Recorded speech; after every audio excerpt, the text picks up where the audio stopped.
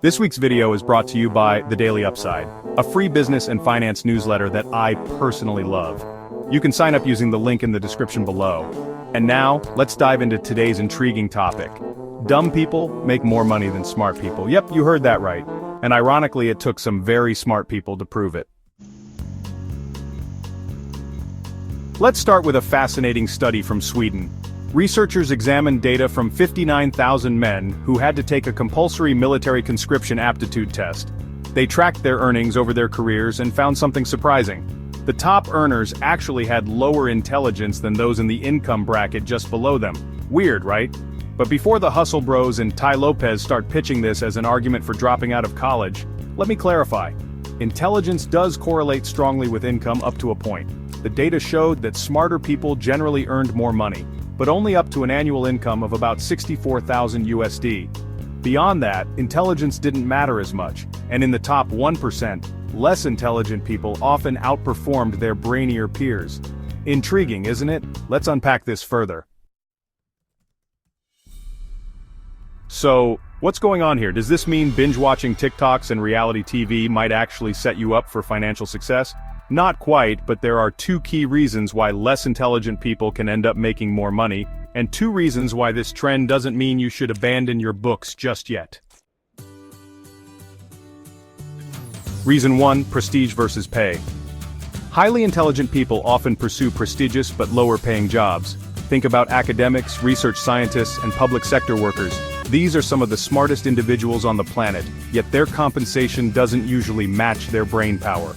Even doctors and lawyers, despite earning competitive salaries, often don't break into the top 1%. In the US, to join the 1%, you need to make at least $597,000 annually before taxes, and the average income for the group is a whopping $1.4 million. Most of the people earning that kind of money aren't employees in traditional jobs, they're business owners. And the intelligence barrier to owning a successful business isn't as high as becoming, say, a top surgeon. Business owners need to be smart, yes, but they don't necessarily need genius-level IQs. Reason 2: risk tolerance. Here's another interesting point. Highly intelligent people who follow high-paying career paths are often less likely to transition into business ownership. Why? Because their stable, well-paying jobs make them less willing to take the risks associated with starting a business. On the other hand, moderately intelligent people with big financial ambitions often have fewer opportunities for high-paying jobs and are more willing to take the plunge into entrepreneurship.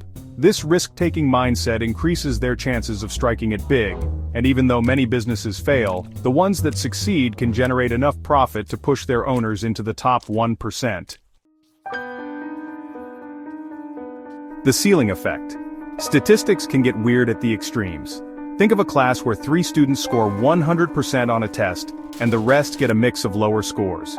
If one of those top-scoring students cheated, their perfect score would bring down the average intelligence of the top scorers. Similarly, the top 1% of earners includes outliers, like reality TV stars or heirs to family fortunes, who may not represent the group's average intelligence.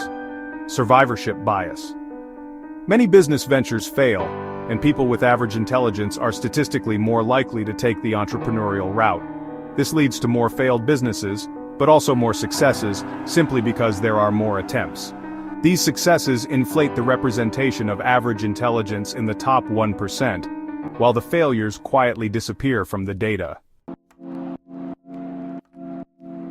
Other considerations. This study only included men, which is a glaring limitation. Women often have different career paths and earnings, and including them could change the results significantly. The study was also conducted in Sweden, where the economic landscape is quite different from, say, the United States. Factors like stronger social safety nets and lower income inequality could skew the findings. Practical takeaways. Play to your strengths. Be honest about your abilities. If you're great at solving problems but not a genius in traditional academics, consider careers or businesses where practical intelligence matters more than book smarts. Understand risk and reward. Entrepreneurship is a high-risk, high-reward game. It's not for everyone, but if you're willing to take calculated risks, it could be your path to the top 1%. Avoid copycat strategies. Just because one path worked for someone else doesn't mean it'll work for you. Rich people eat caviar, but eating caviar won't make you rich. Adapt to market trends. Industries evolve. Tech, for instance, once promised endless growth, but recent layoffs show the importance of staying agile and realistic about career prospects.